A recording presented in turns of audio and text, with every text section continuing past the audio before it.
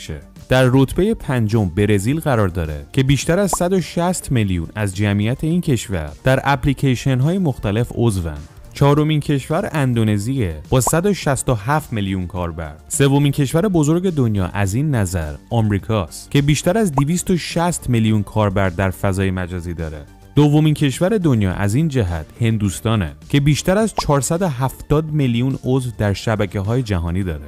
خب شماره یک کیه؟ چین. شاید بگین چین که اینترنت جهانی نداره، هرچیه اینترنت ملیشه. بله درسته، ولی بیشترین عضو فضای مجازی در چینه و در اپلیکیشن های چینی که رقمشون بالاتر از 1 میلیارد عضوه. یعنی 75% چینی ها تو فضای مجازی ملی خودشونن، نه فضای مجازی بین المللی. اگر بخوایم از لحاظ درصدی حساب کنیم که کدوم کشور بیشترین عضو رو توی فضای مجازی داره، این رتبه متعلق به کره جنوبیه که 96%